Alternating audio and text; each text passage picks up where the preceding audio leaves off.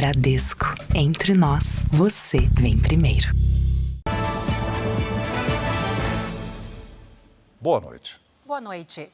Criminosos armados fizeram um arrastão em um bar tradicional da Zona Oeste de São Paulo.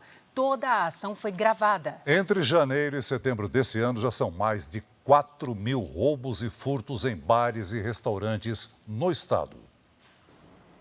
A diversão do fim de semana vira terror rapidamente. As pessoas se jogam no chão, tentam se esconder embaixo das mesas.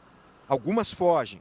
O pânico é resultado do arrastão que começou do lado de fora do bar, na Zona Oeste de São Paulo. As imagens mostram quando um grupo armado e encapuzado chega e rouba os clientes. O homem de camisa branca é o mais violento. Ele agride uma mulher. O arrastão foi neste bar, perto do campus da USP, no Butantã. Ninguém foi preso. Segundo a Secretaria da Segurança Pública de São Paulo, 11 pessoas registraram boletim de ocorrência após o crime. Nos primeiros 9 meses deste ano, foram registrados mais de 4.000 roubos e furtos em bares e restaurantes no estado de São Paulo. No final de ano, realmente é um período mais propício para isso. A gente tem o verão, então nós temos os bares lotados de pessoas, geralmente com mesas nas calçadas, as pessoas distraídas, se divertindo. Este restaurante na zona sul da capital passou por uma situação parecida. Depois do assalto, a clientela, formada principalmente por médicos que trabalham em um posto de saúde aqui na frente, começou a pedir para que a dona do comércio feche as grades na hora do almoço. Este vídeo mostra o momento em que a dupla de ladrões chega de moto.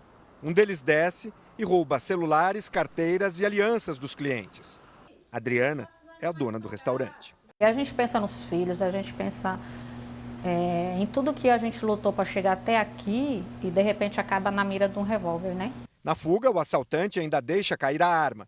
Ele volta para pegar o revólver e foge, enquanto uma das vítimas corre para o posto de saúde. Uma sensação de impotência, porque se você não dá os seus pertences, você corre o risco de perder a vida, né? Então, acaba a gente desenvolvendo até um síndrome do pânico, né? Veja agora outros destaques do dia. Ministro do Supremo, Flávio Dino, libera emendas parlamentares, mas com restrições ao Congresso. Dólar bate novo recorde e fecha o dia valendo mais de R$ 6,00. Nos Estados Unidos, Joe Biden concede perdão presidencial ao próprio filho por compra ilegal de arma e sonegação fiscal. Botafogo e Palmeiras entram em semana decisiva na busca pelo título do Campeonato Brasileiro.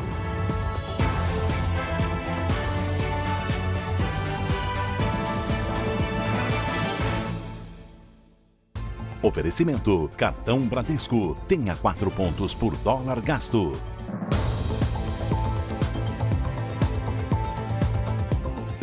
Fim de semana de violência no Rio de Janeiro. 9 pessoas morreram e 10 foram baleadas durante ataques de criminosos em diferentes cidades do estado.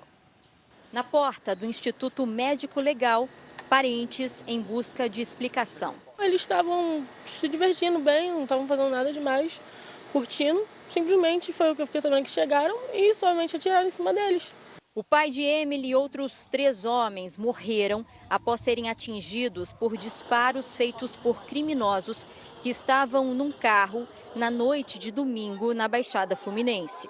Horas antes, as vítimas festejavam a vitória do Botafogo na final da Libertadores. Essa não foi a única comemoração alvinegra que terminou em violência no fim de semana.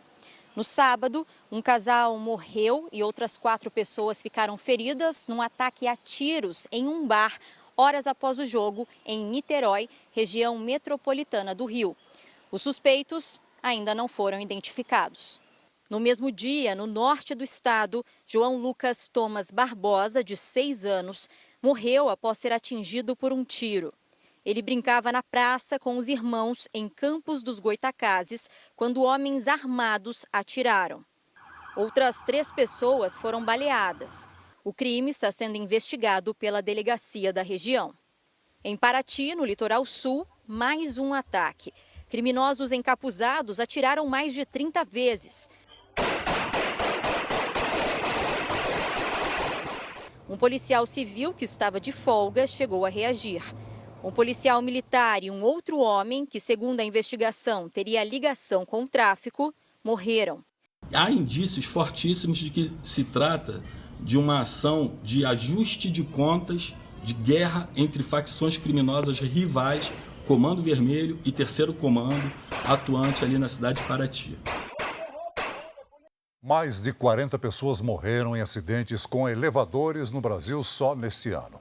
Não respeitar a capacidade máxima de peso está entre as principais causas de problemas com o equipamento. Aldemir Rodrigues fazia a manutenção de um elevador no prédio do Tribunal Regional Federal em Belo Horizonte, quando o equipamento despencou do 17º andar. O técnico caiu no fosso e morreu no local. Também na manhã de hoje, 5 estudantes ficaram presos no elevador do Instituto Federal da Bahia, em Salvador. O resgate demorou a chegar e os estudantes entraram em desespero. Este estudante já passou pelo mesmo susto no prédio. O elevador parou assim, a gente não tinha nem alarme, o alarme não funcionava. E a gente ficou naquela, né, de tipo, sem saber o que fazer, né? A diretoria do Instituto declarou que o elevador passou por manutenção preventiva há pouco mais de 10 dias e que o equipamento tem capacidade para 4 pessoas. Um projeto de lei em análise no Congresso Nacional determina normas sobre a fiscalização e o funcionamento dos elevadores. Só este ano, pelo menos 42 pessoas morreram em acidentes no país. Um aumento de 15% em relação a todo o ano passado. Este especialista faz um alerta. A sobrecarga e a falta de manutenção preventiva são as principais causas deste tipo de acidente. Por isso, é importante as pessoas estarem atentas. Desnível do elevador, ruídos, portas que abrem e fecham de maneira desigual, alarme que acaba não funcionando, intercomunicador e, principalmente, nós como usuários precisamos ficar de olho na capacidade de carga do elevador. Novos usuários de planos de saúde poderão ter os contratos cancelados pelas operadoras quando atrasarem 2 mensalidades consecutivas ou não. A decisão da Agência Nacional de Saúde vale para os contratos assinados a partir do dia 1º desse mês. Para os contratos assinados até novembro do ano passado, basta uma única fatura vencida há mais de 60 dias para que o plano seja suspenso. As novas regras se aplicam aos beneficiários de planos de saúde individuais, familiares e também para os planos coletivos empresariais e de autogestão. O dólar fechou em cotação recorde pelo 4º pregão seguido. Hoje a moeda terminou o dia valendo R$ 6,06, alta de 1,13%. Já o principal índice da Bolsa de Valores de São Paulo fechou em queda de 0,34% aos 125 mil pontos. Os investidores seguem com desconfianças em relação ao pacote fiscal no Brasil e temem a taxação de importações de países emergentes anunciada pelo presidente eleito dos Estados Unidos, Donald Trump. O presidente Lula se reuniu hoje com ministros e parlamentares para discutir os detalhes dos cortes de gastos que serão encaminhados ao Congresso. Apenas 2 dos 5 projetos do pacote fiscal prometidos pelo governo chegaram ao Congresso até agora. Uma proposta estabelece novas regras no cadastro do benefício de prestação continuada e no Bolsa Família. 2 programas que passarão por um pente fino. Já o projeto de lei complementar adequa a regra de valorização do salário mínimo aos parâmetros do arcabouço fiscal, que regula os gastos do governo. A medida também altera as regras das emendas parlamentares. Já uma proposta de emenda à Constituição que trata de mudanças no abono salarial e no Fundeb, Fundo de Desenvolvimento da Educação Básica, deve chegar ao Congresso ainda esta semana, de acordo com o ministro da Casa Civil, Rui Costa. Faltam ainda os projetos que tratam da carreira dos militares e da isenção do imposto de renda para quem recebe até R$ 5 mil. O presidente Lula se reuniu no início da noite aqui no Palácio do Planalto com os ministros da Fazenda, Fernando Haddad, da Casa Civil, Rui Costa, das Relações Institucionais, Alexandre Padilha, e líderes do governo no Congresso. A ideia era fechar as propostas e discutir estratégias para avançar com as medidas diante do curto tempo até o recesso parlamentar.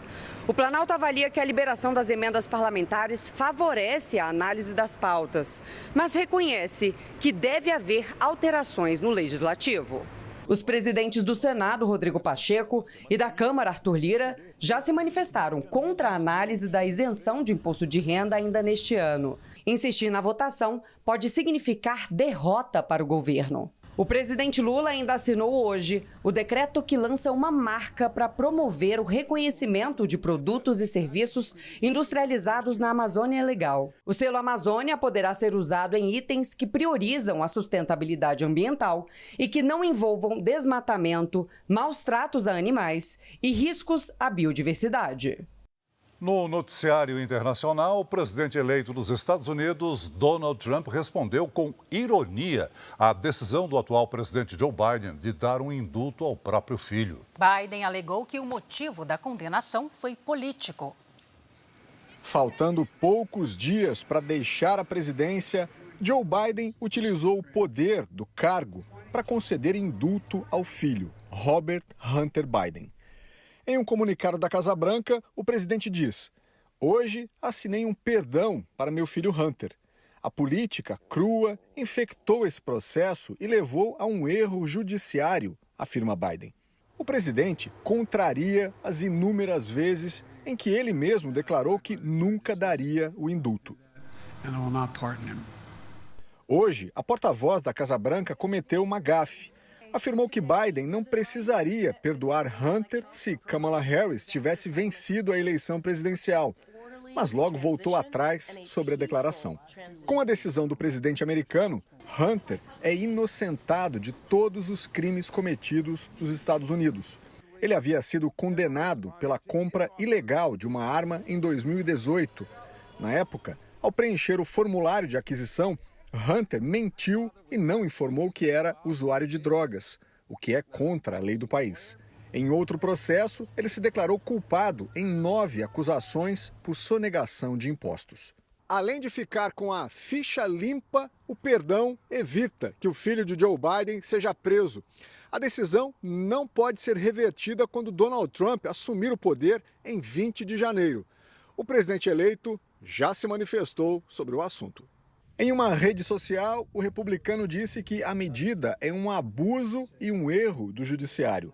E perguntou de forma irônica se o perdão inclui as 6 pessoas presas na invasão do Congresso americano em janeiro de 2021. É a primeira vez que um presidente americano concede esse tipo de benefício ao próprio filho. Pelo menos 56 pessoas morreram num tumulto generalizado durante uma partida de futebol na Guiné, na África. A confusão começou quando torcedores discordaram da expulsão de um jogador e começaram a atirar pedras em direção ao campo. Bombas de gás foram lançadas contra a torcida, que aumentou o tumulto. Imagens mostram torcedores pulando o muro do estádio para fugir. Segundo testemunhas, muitas pessoas foram pisoteadas durante a correria.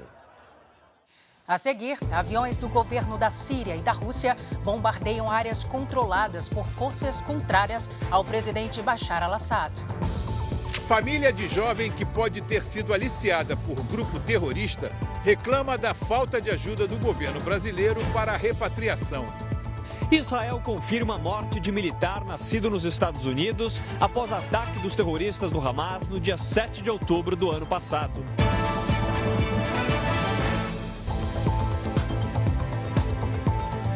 Israel e Líbano trocam acusações de violação da trégua no conflito na fronteira entre os dois países. Na faixa de Gaza foi confirmada a morte de um refém sequestrado pelos terroristas do Hamas. Um balão com a frase "Salvem os reféns agora" foi lançado no céu de Jerusalém horas depois do exército israelense confirmar a morte de Omer Neutra, de 21 anos. O militar era um americano que se alistou nas Forças Armadas de Israel. No dia 7 de outubro, Omer foi morto enquanto lutava contra o Hamas.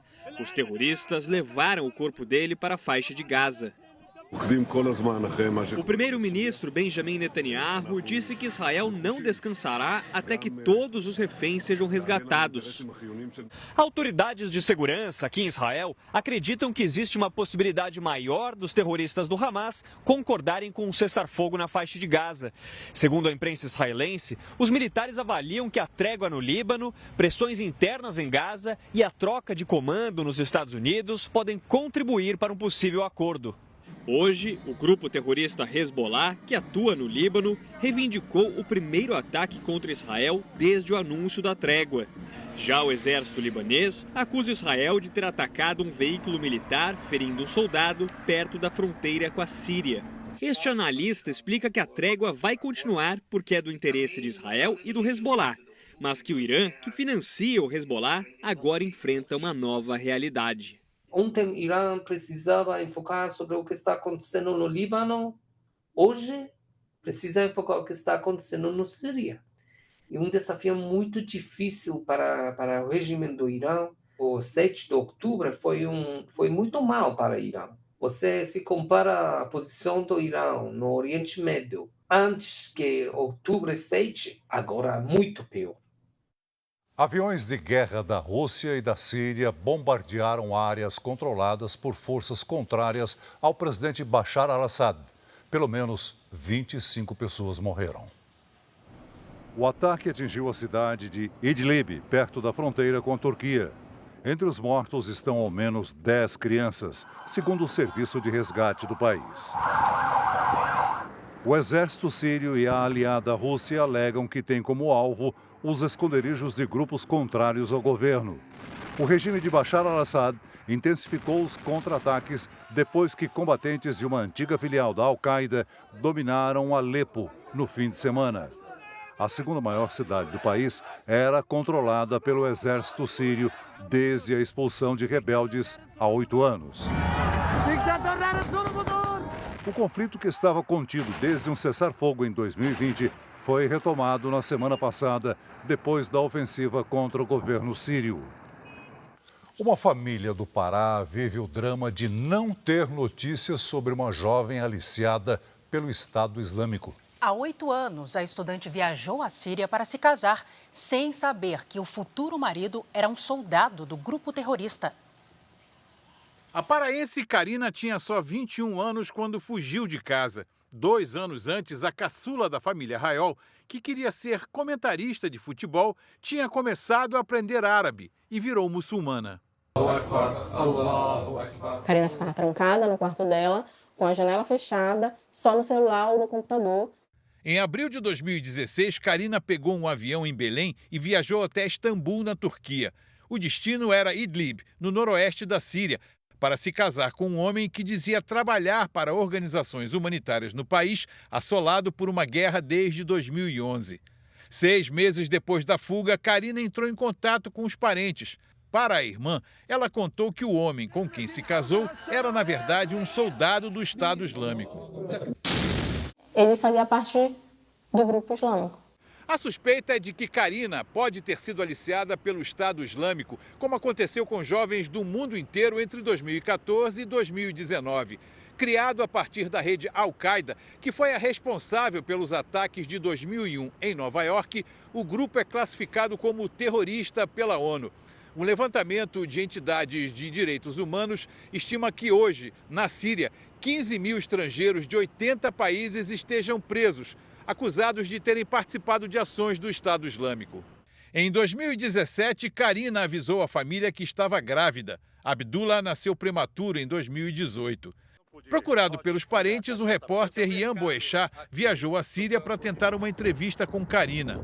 Descobriu que ela estava em Roj, um campo de prisioneiros perto da fronteira com a Turquia, administrado pelas forças curdas de segurança.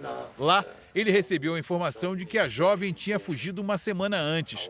Mas nessa entrevista, o porta-voz do grupo curdo que domina a região dá a entender que ela ainda está no campo com Abdullah e que não é difícil o governo brasileiro repatriá-la.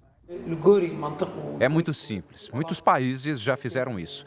É preciso ter discussões oficiais de alto nível, assinar alguns papéis e levá-los. A família acredita que ela esteja presa em outro local e recorreu à Defensoria Pública da União. Este defensor diz que o governo brasileiro não fez nenhuma ação efetiva para trazer Karina e o filho de volta. A gente percebe uma má vontade do governo brasileiro, especialmente por algumas ilações que a gente vê pelo governo brasileiro fazendo, de que ela faria parte de um grupo terrorista. Na prática, a União disse isso, né? É muito difícil a gente tirar ela de lá e a gente não vai tirar. Na prática, foi isso que a União disse. O Ministério das Relações Exteriores disse que acompanha o caso de Karina e que está em contato com o governo sírio. A pasta não se manifestou sobre a afirmação do comandante curdo de que a repatriação depende apenas de negociações. Veja a seguir: arma de guerra capaz de explodir tanques é apreendida no Rio de Janeiro. Tsunami meteorológico provoca susto e destrói casas e comércios no litoral de Santa Catarina. Ministro Flávio Dino libera o pagamento de emendas parlamentares e decisão será analisada agora pelo plenário virtual do Supremo.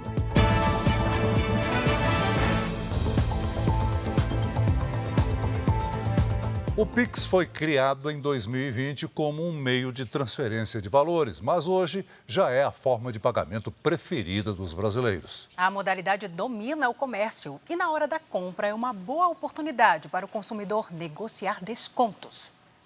No maior ponto de vendas de roupas do país, a clientela é disputada no grito. No Pix e no dinheiro tem desconto. Promoção que tem funcionado e garantido a venda no menor preço possível. Eu prefiro guardar o dinheiro para pagar à vista, porque o cartão é uma bomba. À vista é melhor. No Brás, bairro de comércio popular em São Paulo, ruas e calçadas ficam lotadas. Movimento que vai aumentar até o final do ano. São milhares de brasileiros de diferentes regiões do país que já começaram a comprar os presentes de Natal ou até mesmo a roupa para usar na virada de ano. Estou com o 13º, eu vou gastar. O pagamento à vista com dinheiro ou via Pix não tem cobrança de taxa e o vendedor recebe o valor na hora. Por isso, nas lojas aqui do centro de São Paulo, essas são as formas mais aceitas pelos comerciantes. E quem preferir pagar assim pode até ganhar um descontinho no final da compra.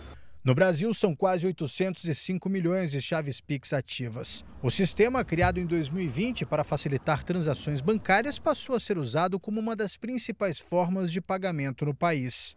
No dia 29 do mês passado, dia do pagamento da primeira parcela do 13º salário, foram realizadas cerca de 240 milhões de transações, o maior volume já registrado pelo Banco Central. A lei permite que o pagamento à vista tenha desconto, mas, segundo a Federação do Comércio de São Paulo, os valores e as condições precisam estar bem claros. Se o estabelecimento comercial ele quiser dar desconto, ele tem que informar em cartazes grandes, para o consumidor.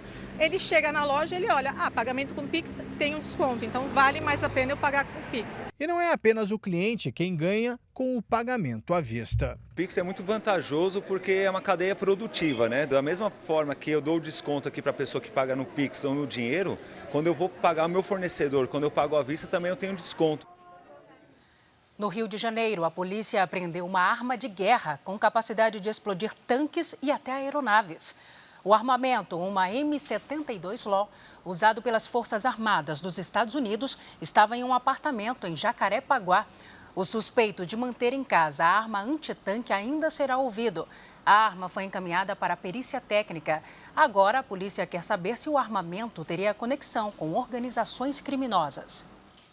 Um tsunami meteorológico atingiu o sul de Santa Catarina e provocou estragos em casas e comércios. O fenômeno é considerado raro e difícil de ser previsto. As imagens registradas por câmeras de segurança mostram um momento em que o mar invadiu a estrada em Jaguaruna, no litoral de Santa Catarina, durante a última madrugada.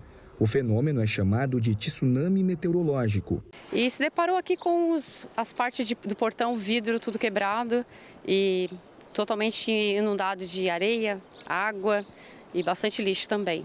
A força da água ainda quebrou muros. Os moradores já deram início à limpeza. Fazem 24 anos que tem a casa aqui e nunca aconteceu assim dessa forma. O fenômeno atingiu pelo menos 16 quilômetros da costa catarinense, causando muitos prejuízos. A Defesa Civil estima que pelo menos 34 casas e 4 estabelecimentos comerciais tenham sido atingidos pelo tsunami. Mas os danos podem ser ainda maiores, já que o levantamento ainda não foi finalizado. A gente não teve dano humano por causa do horário que aconteceu o tsunami, foi num horário que a nossa orla não estava movimentada. Segundo especialistas, um tsunami meteorológico é formado quando áreas de instabilidade com temperaturas atmosféricas muito altas agitam o mar, formando grandes ondas que invadem a faixa de areia e a cidade. O fenômeno afetou outros municípios do sul catarinense, como Balneário Rincão e Imbituba. A presença de um ciclone extratropical no Rio Grande do Sul deixa algumas regiões em alerta para temporais. Hora de conversar com a Giovana Rizardo para saber como será esse começo de semana. Giovana, boa noite para você. A chuva forte vai cair principalmente no centro-oeste e sudeste. Salsi, boa noite para você. Oi, Celso, boa noite. E uma ótima noite para você de casa. Eu começo destacando a chuva volumosa na região metropolitana e litoral paulista. Amanhã, na cidade de São Paulo, previsão de temporal. É alto risco para alagamentos e ventania.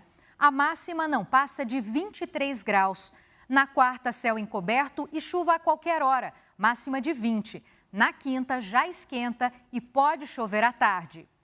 Em Curitiba, terça-feira chuvosa e máxima de 19 graus. Já no Rio de Janeiro, os termômetros chegam aos 31 e chove a qualquer hora. Em Campo Grande, tem alerta para temporais e esquenta até 29 graus.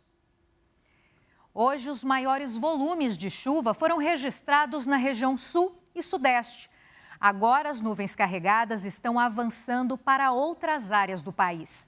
Amanhã, a frente fria desembarca no sudeste, causando bastante chuva entre São Paulo, Minas Gerais e Rio de Janeiro. No giro de temperaturas, amanhã faz 24 graus em Porto Alegre, 27 em Belo Horizonte, em Cuiabá, 32, em Salvador, 30 e até 33 em Porto Velho. Hora das participações do Tempo Delivery. A Zélia é de Castanhal, no Pará. Bem-vinda, Zélia. Terça e quarta, com sol pela manhã e à tarde tem pancadas com raios. Máximas de 34 graus. Na quinta, tem alerta para temporais. Máxima de 33. O Antônio é de Mirassol, interior de São Paulo. Boa noite, Antônio. Até quinta-feira, o céu permanece encoberto e tem alerta para temporais com raios e ventania. Os termômetros variam entre 27 e 28 graus. Você também pode estar aqui no JR. Nas redes sociais, poste o nome de uma cidade e a hashtag você no JR. Salsi, Celso.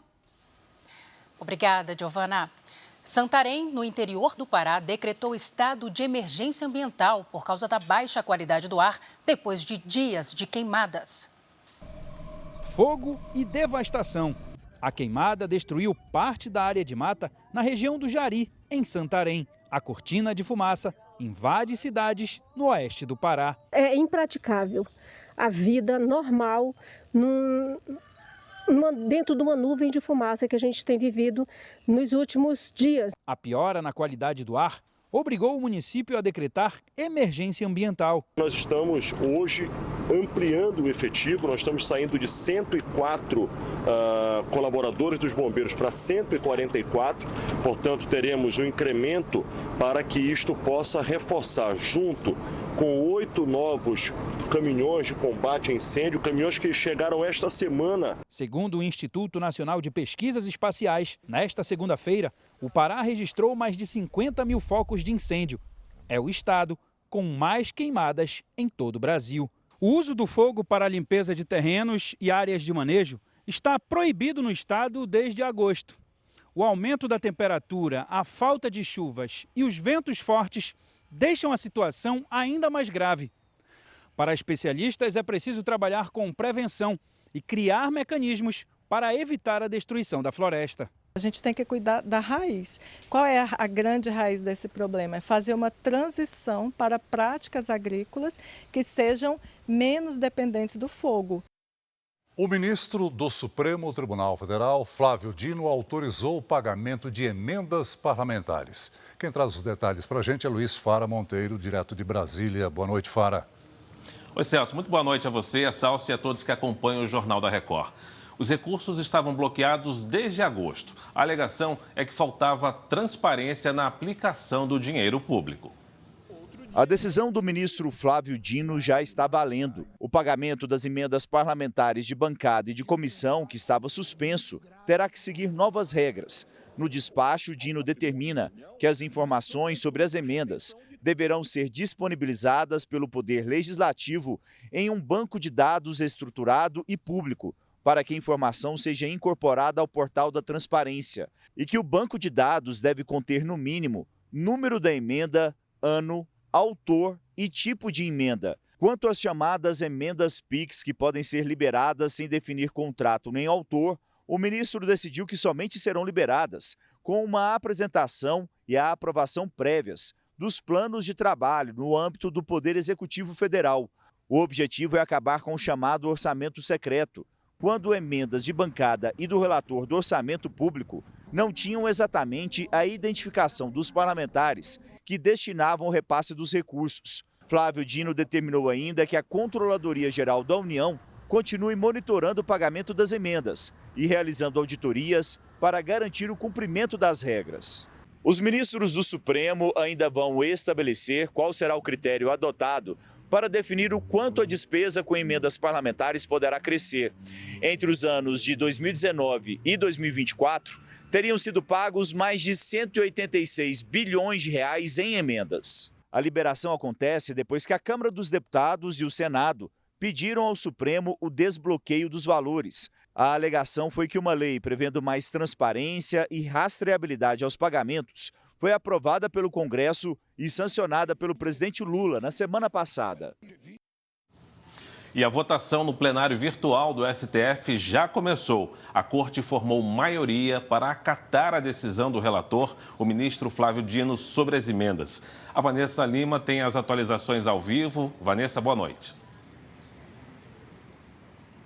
Boa noite, Fara. Boa noite a todos. A votação começou às 18 horas e até o momento já votaram os ministros Alexandre de Moraes, Edson Fachin, Gilmar Mendes, Luiz Roberto Barroso e Dias Toffoli. Eles seguiram o voto do relator, o ministro Flávio Dino, formando assim maioria pela decisão de liberar as emendas com as novas regras de transparência. Os demais ministros têm um prazo até às 23 horas e 59 minutos de amanhã, terça-feira, para decidir se acatam ou não a decisão de Dino.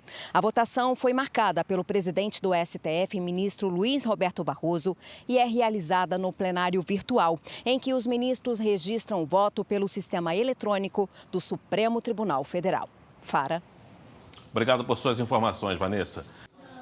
E o ministro Dias Toffoli do Supremo Tribunal Federal aceitou o pedido de retratação apresentado pelos 3 empresários da família Mantovani, acusados de hostilizar o ministro Alexandre de Moraes no aeroporto de Roma em julho do ano passado. Toffoli encerrou a investigação e acabou com a possibilidade de punição nesse caso. Eu fico por aqui. Para você saber mais notícias de Brasília, é só acessar o r7.com. Voltamos ao estúdio em São Paulo. Celso e Salsi. Obrigado, Fara. Veja a seguir, liminar da Justiça suspende votação de impeachment do presidente do Corinthians, Augusto Melo. Palmeiras e Botafogo entram em semana decisiva na briga pelo título do Campeonato Brasileiro.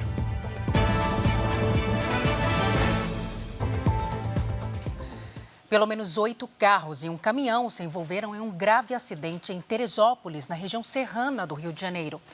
Os veículos ficaram assim, empilhados. Os carros foram atingidos e arrastados pelo caminhão desgovernado. Os automóveis estavam estacionados na rua, na porta de uma agência de veículos, na RJ 130. Os bombeiros foram acionados e um homem precisou ser levado para um hospital da região.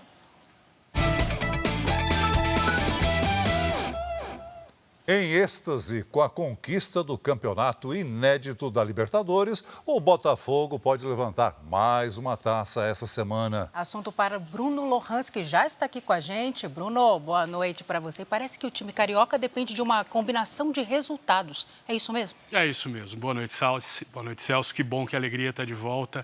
É isso mesmo. A conta é a seguinte, se o Botafogo tiver um resultado melhor do que o do Palmeiras nessa rodada, vai ser campeão. Então, se vencer e o time paulista empatar ou perder, o campeonato acaba. Agora, se o Alvinegro empatar com o Inter em Porto Alegre e o Verdão perder do Cruzeiro em Minas, o Botafogo garante o título já na quarta-feira.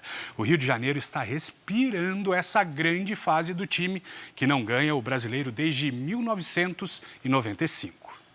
Na sede do clube, a bandeira do Botafogo ganhou ainda mais destaque nos últimos dias. 24 horas depois de levantar a taça mais importante da história, os jogadores desfilaram em carro aberto pela cidade.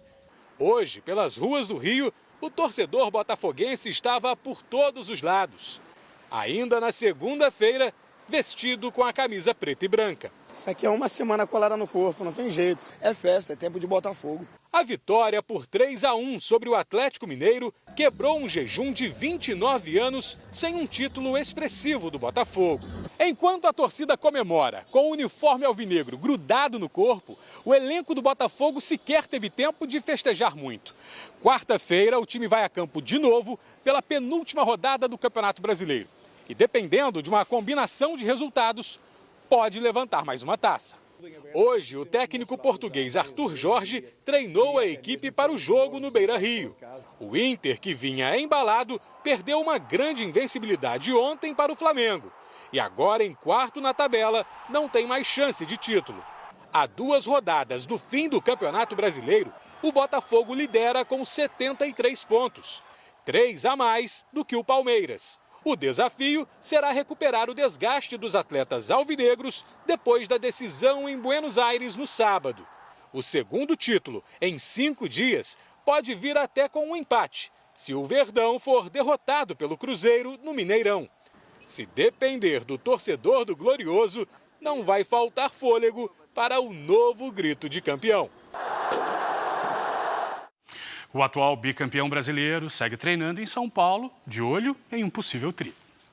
Se o Botafogo ainda vive a ressaca por ter faturado o maior título da história do clube, o Palmeiras passou os últimos dias concentrado nos treinos.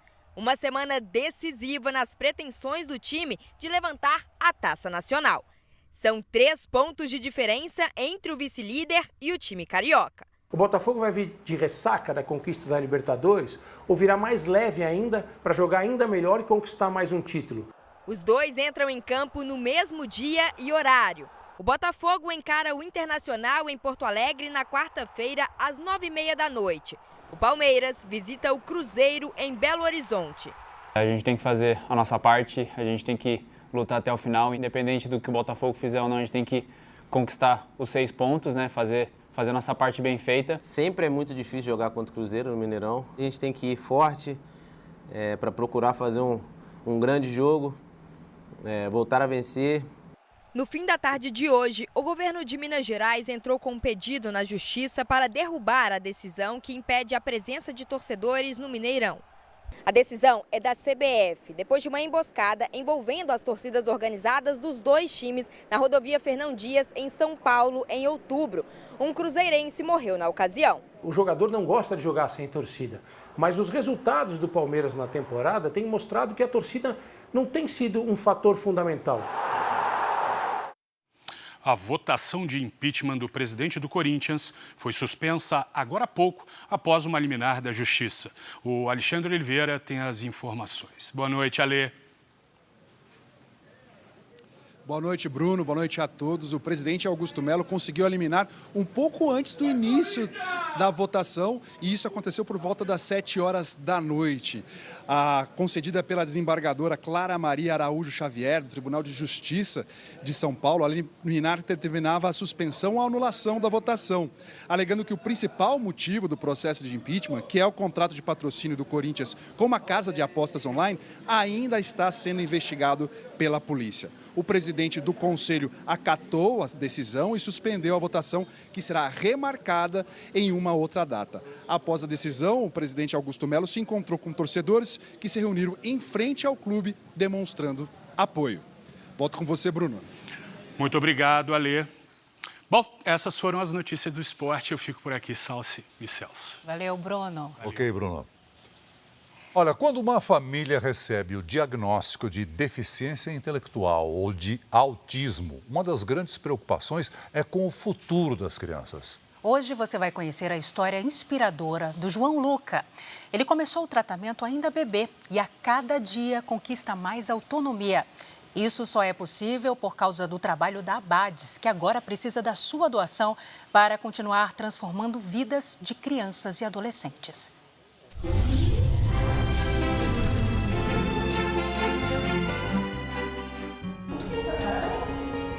A espera do primeiro filho era um dos momentos mais desejados na vida da Amanda. Mas a gravidez foi cheia de notícias preocupantes. E no dia do nascimento, a confirmação de que o bebê tinha alterações genéticas veio da pior maneira possível. A médica pegou ele e ela olhou para o meu esposo e falou: pai, olha esse bebê. Você acha que esse bebê tem algum traço seu? Ela se referia ao meu filho como esse bebê, como se ele fosse um monstro. E aí ela falou: tá vendo o olhinho dele? Tem uma prega, a orelhinha menor, mais baixa, tem uma linha única na mão. São características de uma síndrome chamada síndrome de Down. Além de comprometimento cognitivo, a síndrome de Down também provoca flacidez muscular, o que fez com que o desenvolvimento do João fosse mais lento. O João, ele não rolava, o João, ele não sentava, ele se mexia, mas não com a frequência que deveria. Se o momento já era tão doloroso, pensar no que viria adiante era sempre uma angústia, um passo desconhecido. O futuro era o que mais me assolava. Eu pensava no futuro e eu desestabilizava totalmente. Na sociedade, como que o João vai ser inserido na sociedade, como eu precisei ressignificar tudo aquilo que eu planejei. Ainda bebê, ele começou o atendimento na Abades. A instituição, sem fins lucrativos, atua há mais de 7 décadas. Só no último ano foram cerca de 200 mil atendimentos, educação e capacitação, assistência social, saúde. Na clínica da Abades, o caminho que parecia de incertezas, temor, foi ganhando um rumo mais seguro, com a ajuda de outros profissionais, de muitas áreas. Com auxílio da fisioterapeuta Paloma, por exemplo, João foi se equilibrando, ganhou força e confiança. São vários equipamentos e exercícios que crianças como João encaram como uma brincadeira. Aqui na clínica da associação, todos os atendimentos estão voltados para crianças, adolescentes e até mesmo adultos com transtorno do espectro autista, deficiência intelectual e outras síndromes, como a síndrome de Down, por exemplo.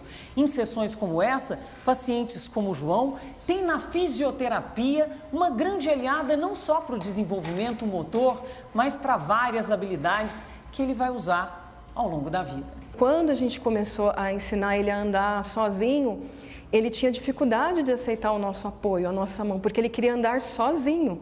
Então isso é muito gratificante, porque um dos objetivos principais da fisioterapia é você dar funcionalidade, dar independência para o indivíduo, e isso não tem preço. Na Abades, não foi só o João que recebeu o suporte e a confiança de que poderia ir além. Um passo de cada vez. A credibilidade do tratamento e o carinho de quem oferece acolheram a família inteira. A gente empodera essas famílias aqui para que na casa dela, no ambiente onde ela vai estar com seu filho, ela possa então estar aí trabalhando arduamente. Não pode ser, não é um trabalho fácil, é árduo, mas é gratificante quando a gente vê esse resultado. Uma ponte que só é possível graças à ajuda de qualquer um de nós. Uma doação que muda o destino e a vida não só de pacientes, mas de muitas famílias que por muito tempo se sentiram perdidas, sem rumo algum. Pequenos gestos, grandes mudanças. Sua doação ajuda a construir um futuro com mais inclusão e cuidado para crianças e jovens com deficiência intelectual e autismo. Você pode fazer a diferença na vida de milhares de pessoas. Doe para a Abades. A chave Pix é doe@abades.org.br. Você pode doar também pelo telefone. Para doar R$ 7, ligue 0500 508 0707. Para doar R$ 20, ligue 0500 508 0720. E para doar R$ 40, ligue 0500 508 0740. No site você encontra outras formas de doação. Abrace a Abades. O Jornal da Record de hoje termina aqui. Essa edição na íntegra e também a nossa versão em podcast estão no Play Plus e em todas as nossas plataformas digitais. E à 00:30 tem mais Jornal da Record. Fique agora com as emoções de Força de Mulher. E logo após Gênesis tem a prova de fogo em A Fazenda. Não perca. Uma boa noite para você. Boa noite.